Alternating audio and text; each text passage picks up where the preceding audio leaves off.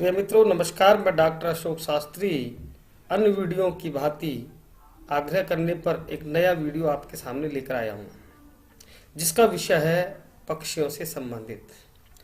हमारी सृष्टि में विभिन्न प्रकार के पक्षी हैं, उनका अपना विशेष महत्व है। मोर है, तोता है, चिड़िया है, चमगादड़ है और उल्लू। आज हम उल्लू के संदर्भ में आपको विस्तृत रूप से बताएंगे कि उल्लू घर में किस प्रकार के संकेत देता है, अच्छे बुरे, और उल्लू के द्वारा वशीकरण किस प्रकार किया जाता है, अटके हुए कार्य कैसे होते हैं, शत्रु मर्दन कैसे होता है, घर की रक्षा किस प्रकार से की जाती है। सनातन धर्म में सभी देवों का अपना अपना वाहन है। इसी प्रकार लक्ष्मी का वाहन है उल्लू। लक्ष्मी आज के संसार में सबसे पहली आवश्यकता है। बिना लक्ष्मी के कोई भी कार्य संभव नहीं है, चाहे वो पारिवारिक है, सामाजिक है, राजनीतिक है या आध्यात्मिक है। यहाँ तक कि सांस्कृतिक कार्यक्रम भी कोई है तो बिना लक्ष्मी की संभव नहीं है। अतः सनातन धर्म में लक्ष्मी का विशेष महत्व है, उनकी पूजा विशेष रूप से की जाती है।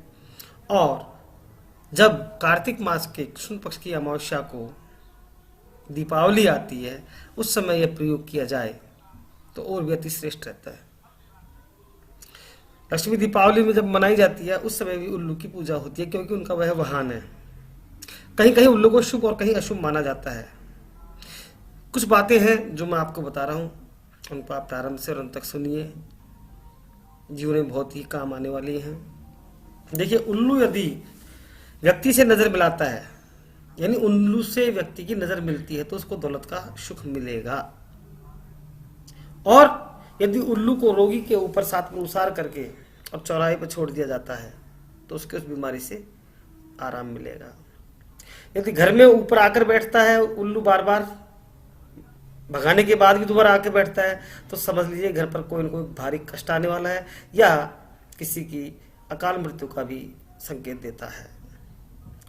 उल्लू तंत्र के अनुसार यह रहस्यमयी, सौभाग्यशाली, काला जादू के लिए, रक्षक के लिए, वशीकरण के लिए और तांत्रिक शक्तियों को भी रोकने के लिए यह कामयाब होता देखा गया है। यदि किसी जातक को राहु की महादशा, अंतरदशा या राहु का दुष्प्रभाव चल रहा है, यदि राहु तीसरे, छठे और आठवें घर में है, तो उसको उल्लू को पकड़ के और उल्लू की सेवा करना या उल्लू को दान करना श्रेयस्कर रहेगा। कार्य सिद्धि हेतु, शुभ काला जादू के लिए, शुभ धन प्राप्ति के लिए, शुभ प्रयोग में लिया जाता है। उल्लू की उम्र की बात करें तो हम उल्लू की उम्र आदमी के समान है, काफी उम्र जीता है वो। और कई प्रकार के उल्लू होते हैं, लेकिन हमारे यहाँ जो काला जादू तंत्र शास्त्र के अंतर्गत देसी उल्लू का प्रयोग काम में आता है। रात्रि में यह देखता है, दिन में वो नहीं देख पाता है।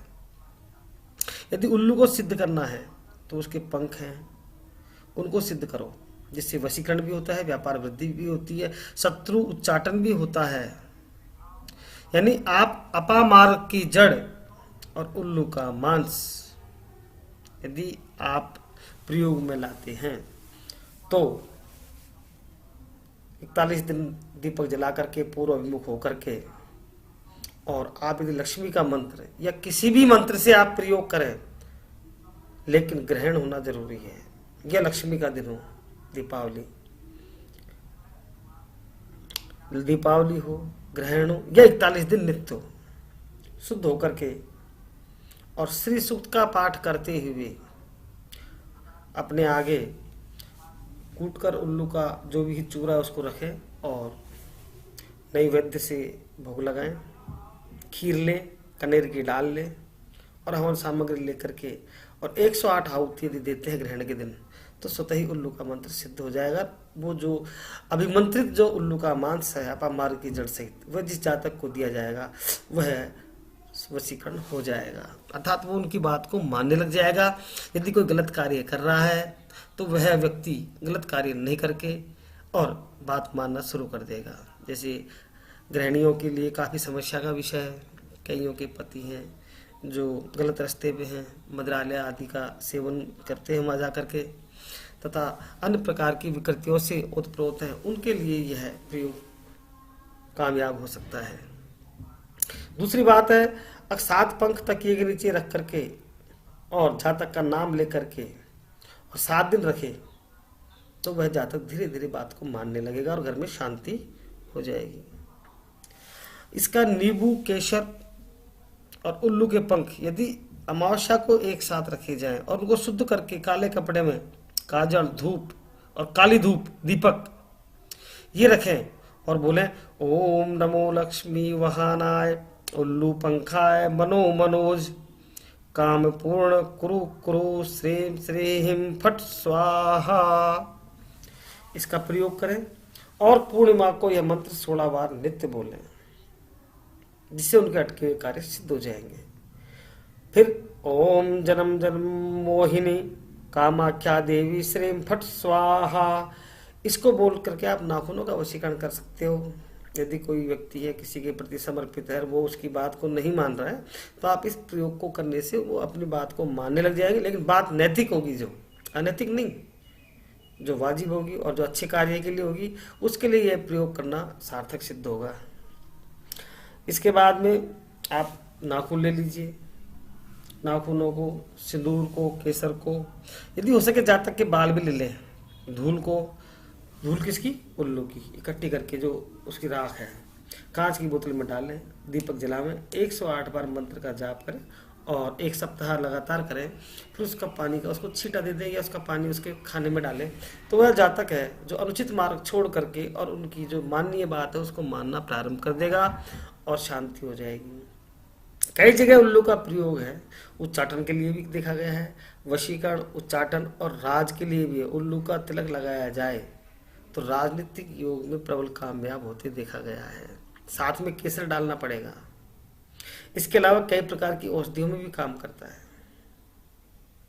कच्चा उल्लू कूट करके और सेक करके, सुखा करके और राख कर लीजिए। इसके बाद उसका तिलक लगाने से भी वशीकरण होता है और कार्य सिद्ध होते देखे गए हैं। किंतु इन सभी कार्यों को करने से पूर्व सुनिश्चित समय करें, शुभ मुहूर्त हो, इन सब बातों का विशेष ध्यान रखना चाहिए, अन्यथा ये चीजें उल्टी भी पड़ जाती हैं।